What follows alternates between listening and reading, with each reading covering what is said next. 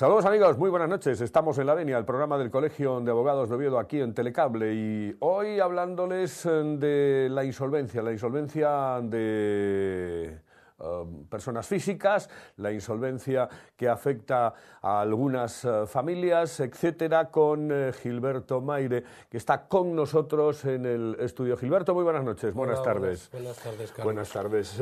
Hablamos de la insolvencia que, al parecer, con un nuevo decreto, cambia radicalmente en cuanto a los aspectos que se tenían en consideración antes y que no se tienen en consideración ahora. ¿Qué es lo que ha cambiado concretamente con esta ley? Bueno, se trata de un Real Decreto Ley 1/2015 que entró en vigor el 1 de marzo, que regula otra serie de circunstancias, entre ellas, por ejemplo, la supresión parcial de las tasas judiciales, y en lo que nos interesa a nosotros, que es lo relativo a la insolvencia de las personas, introduce modificaciones en el acuerdo extrajudicial de pagos o en la mediación concursal, dicho de otra manera, en el concurso de acreedores, particularmente de las personas físicas, y en un mecanismo que se introduce también para la persona natural o consumidor, que es el de segunda oportunidad o la exoneración de pagos de las deudas que tenga esa persona física. ¿Qué es el mecanismo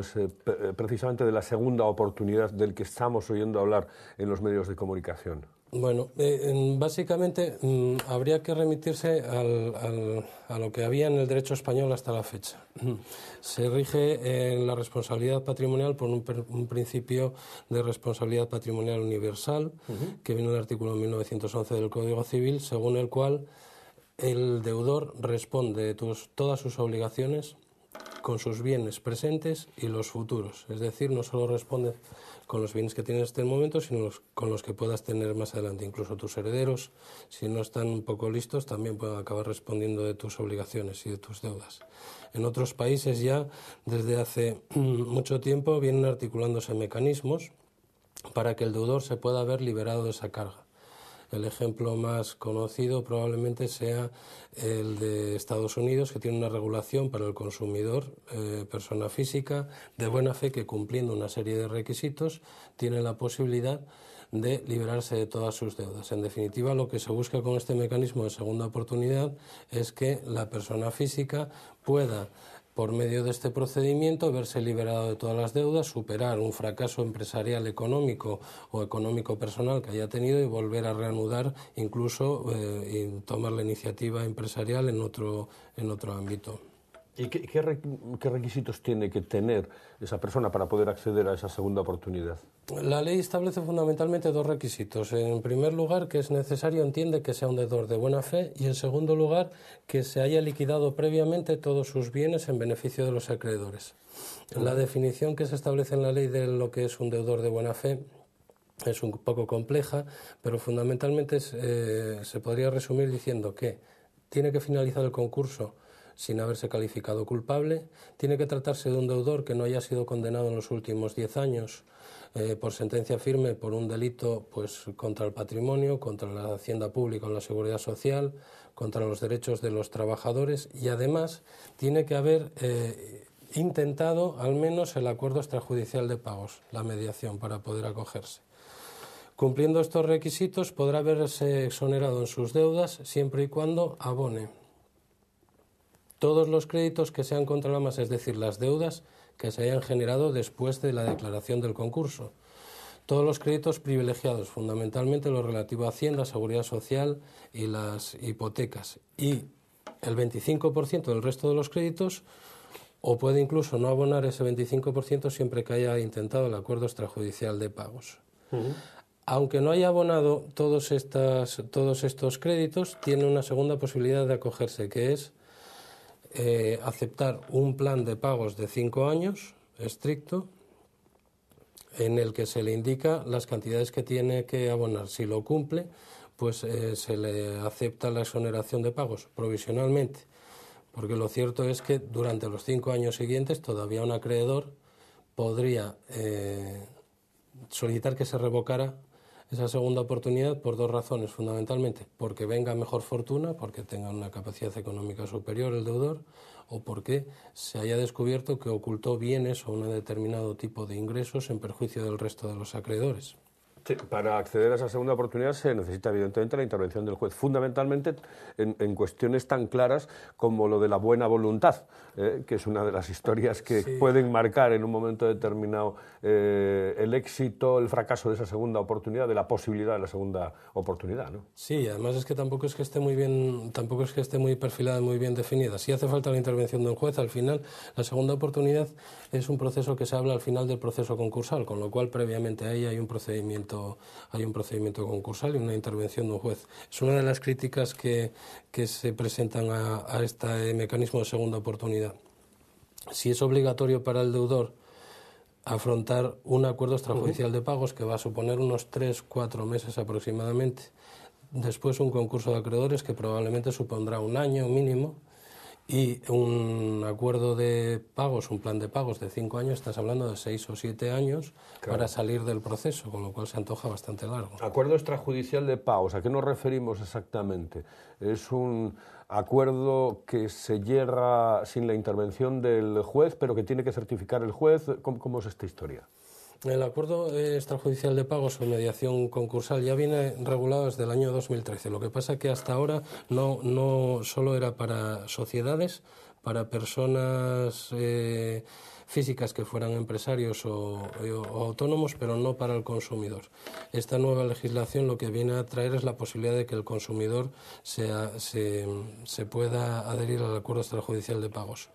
Consiste fundamentalmente en la designación de un mediador que va a intervenir, abrir un expediente entre el deudor y el resto de los acreedores, en el que van a documentar un acuerdo sobre la forma en la que se va a hacer el pago de las deudas y se va a reflejar en un acta notarial. En principio no requiere que vaya a pasar a... Es decir, no tiene que sancionarlo el juez, sino que puede ser referido en un documento notarial. Exactamente. Ajá. ¿Y qué pasa con las hipotecas? Pues vamos a ver, imagínate que en estos acuerdos extrajudiciales, en estos procesos incluso de segunda oportunidad, tenemos un problema de hipoteca. ¿Qué ocurre con esa historia?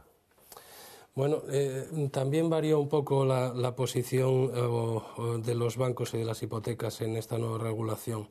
Sigue siendo bastante privilegiada. En la anterior no se les podía someter en ninguno de los aspectos al acuerdo extrajudicial de pagos, se sometían ellos si lo querían voluntariamente, y ahora ya desde el inicio el mediador concursal tiene que llamarlos a ese procedimiento. Es verdad que luego, en cuanto a la vinculación del acuerdo extrajudicial de pagos para ellos, es muy relativo, porque en la parte de deuda que tengan cubierta por el bien o por la garantía real por el piso, pues no les afecta el acuerdo extrajudicial de pagos. En el resto sí, si hay una deuda que está por encima de ese valor, sí les afecta. Les afecta íntegramente si lo aceptan y se someten a él voluntariamente, o si llegan a un acuerdo.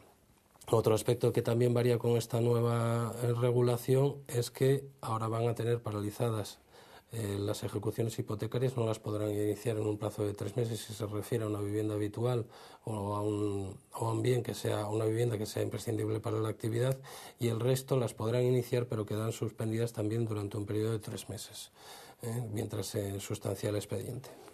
Es realmente común que los deudores, los concursados, tengan créditos que han avalado, por ejemplo, familiares. ¿Qué ocurre con estos familiares? ¿Qué ocurre con estos avales? Claro, bueno, yo creo que la gente debería saber que cuando presta un aval, pues se hace una apuesta muy fuerte por la persona a la que avala.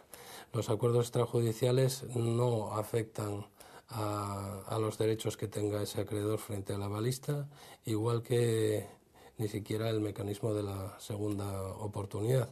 Con esta nueva regulación del Real Decreto Ley 1/2015 parece que deja abierta un poco la puerta a que los derechos que pueda tener el banco o el acreedor frente a los avalistas, en el caso de que acepte el acuerdo, pues queden limitados, pero dice que según la propia relación que se haya establecido, con lo cual a efectos prácticos ser avalista es una mala inversión. Exactamente, a eso me refería, porque puede ocurrir que uno quede absolutamente libre de deudas y que sin embargo el que las tenga sea quien te avaló en su momento, ¿no? Correcto. Bueno, es un poco lo que venía ocurriendo o va ocurriendo en el concurso de acreedores. En el caso de una empresa, pues es bastante común que la empresa se liquide, pero tanto los accionistas o los propietarios de la empresa hayan estado avalando y firmando personalmente las deudas que son relativas a la empresa, los acreedores no las pueden ejecutar, pero los créditos, aquellos que hubieran avalado los socios, sí.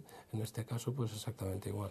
La segunda oportunidad en otros países existe desde hace muchísimo tiempo, incluso de manera más clara y menos farragosa que en España, ¿no? Sí, más, es una regulación que tiene ya más tradición en el derecho comparado y que en distintas formas pues, es incluso más ágil, más concreta y no penaliza tanto al deudor como esta nueva regulación en España. Ten en cuenta que aquí pues tiene que pasar incluso pues por el quedar registrado, ¿no?, como persona que pidió una segunda oportunidad en una ocasión como deudor, que fue de buena fe, pero queda registrado y tiene un periodo en el que no lo puede volver a solicitar. Y hay una serie de requisitos en los que se valora la buena fe de ese deudor, que el más llamativo quizás sea pues un requisito de que no haya rechazado una oferta de trabajo acorde a sus condiciones en los últimos 4 años. Eso yo creo que no existe en ninguna otra regulación. En líneas generales, ¿qué opinión te merece esa reforma y esa ley de segunda oportunidad? Bien, pues tiene muchas críticas, como te voy diciendo, pues las relativas a la duración, a la complejidad, al estigma que se pone al deudor, que parece que tiene que pedir perdón durante un periodo de 8 años, a la protección que se hace indudable de los créditos de derecho público, todos los relativos a Hacienda o Seguridad Social no se van a ver afectados en ningún momento. Por esto la posición privilegiada que tienen los bancos.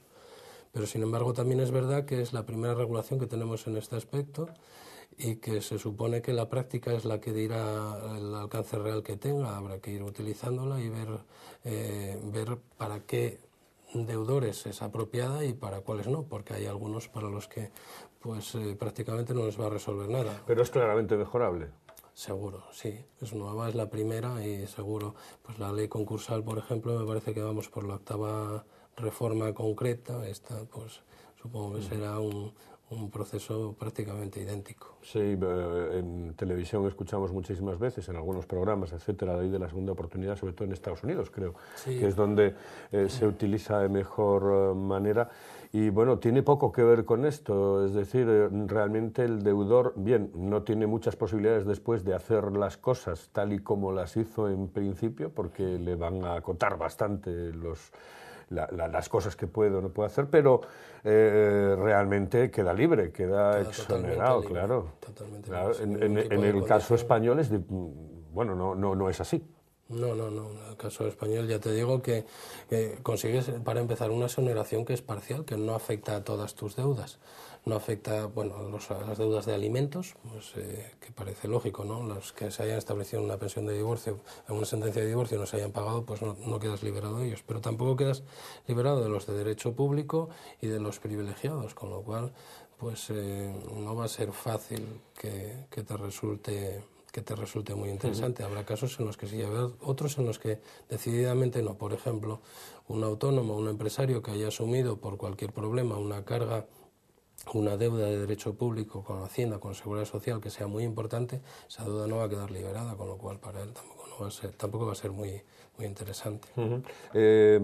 Esta ley de segunda oportunidad, mejorable, pero es un paso importante. Es decir, antes no había nada. Sí, es la primera vez, sí, es un paso. En realidad se hace por transposición de una directiva y porque se le viene reclamando a España y viene reclamándose desde hace mucho tiempo, incluso por juristas muy reconocidos, la existencia de una ley de segunda oportunidad, porque lo que viene ocurriendo en España es que cuando alguien fracasa, ya fracasa para siempre. Claro, además, no es que fracase. Es que es condenarlo, ¿no? A condenarle ya definitivamente. Correcto, y además puede ser una persona que en un momento determinado pues un negocio no haya salido muy bien. Con este mecanismo puede volver a iniciar una actividad sin cargas, porque si no, no podría iniciarla. Y bueno, pues puede tener un futuro económico y empresarial perfecto. En este tipo de problemas de insolvencia se nota como muy importante el tema de la mediación. Sí. Habrá que ver un poco cómo ¿no? Aunque la mediación es controvertida dentro de la propia profesión de abogado, ¿no? Unos dicen que sí, otros que no. No hay una opinión generalizada. Sí, hay opiniones para todos los puestos. La mía en concreto es que yo creo que es muy válida y es muy útil. Yo creo también que todavía no tenemos una cultura de mediación. Si la tenemos es prácticamente inexistente. Si funciona en otros países de nuestro entorno y significó además la disminución de los procedimientos judiciales, habrá que suponer que aquí llegue a ocurrir. Lo que pasa es que somos un poco... tenemos una cultura más de litigar que de llegar a acuerdos. Hay aspectos en los que yo creo que se verá pronto el futuro que puede tener, como es en el ámbito de familia. En el ámbito de familia pues hay muchos procedimientos que se enconan, porque las dos partes se enconan y ya está. Pero hay otros que probablemente si con un mediador y hablando se hubieran resuelto y no pasan, o se resolverían y no pasarían por el juzgado. En el caso de la mediación concursal, pues habrá que ver también un poco, a mi juicio, el papel que van a desempeñar los bancos, porque al final van a ser prácticamente el acreedor mayoritario. Y el futuro de la mediación, en concreto, del acuerdo extrajudicial de pagos en concreto, va a depender en muchas ocasiones de lo que hagan los bancos. Por cierto que, bueno, este año pasado ha estado marcado por las tasas judiciales, ¿no? Sí. ¿En qué manera afectó, por ejemplo, a tu despacho el tema de las tasas? Afectó mucho. Afectó al litigar en un 20, en un 30% tranquilamente, porque significa una carga económica para el cliente, y yo creo que va a seguir afectando incluso después de que se hayan suprimido las tasas. Porque yo creo que hay una serie de costumbres ya o de comportamientos que en estos años, si los añadimos a la crisis económica, yo creo que va a ser difícil que recuperemos el volumen de litigiosidad que teníamos antes. No lo veo nada fácil. Difícil y complicado, sí. ¿Por qué se mete un abogado, Gilberto? ¿Por qué te has metido tú abogado? Siempre me gustó, siempre quise ser abogado. Y tuve la oportunidad, por medio de un compañero que ya fallecido, Manuel Guillermo Palacios, empecé a trabajar con él. Yo iba a hacer unas oposiciones, me parecía algo más práctico, y a mi madre también, pero estuve trabajando un año y decidí que yo lo que quería hacer era esto, lo que me gustaba desde siempre, y bueno, es una profesión pues que tiene cosas muy guapas y cosas muy duras, como todas, y supongo. Supongo que ¿tienes también tu opinión sobre especialista o no especialista, especialización o no especialización dentro del mundo de la abogacía? Hombre, todo el mundo dice lo mejor, lo idóneo sería especializarte, pero no siempre se puede. Claro, no es fácil, depende. Sí que lo ideal es ser un especialista, dedicarte a una materia en concreto y que todo tu trabajo verse si es posible sobre los 3 o 4 artículos de esa materia, ¿no? Pero eso no es fácil. Y luego yo creo que siempre va a existir el abogado, no digo generalista, pero el abogado para el particular que le puede orientar un poco en todo. Aunque yo luego a un cliente le diga, mire, este asunto yo no se lo voy a poder llevar, no lo voy a llevar correctamente, le puedo recomendar este compañero otro. Pero al final sí que la especialización acabará imponiéndose y el volumen de los despachos probablemente también cambiará, será cada vez mayor, con más abogados. Con más abogados. Pues que haya mucha suerte en el mundo de la abogacía, Gilberto. Muchísimas gracias por estar con nosotros en La Venia. Señoras, señores, nosotros volvemos la próxima semana, será aquí en La Venia, el programa del Colegio de Abogados de Oviedo. Saludos y pásenlo ustedes muy bien.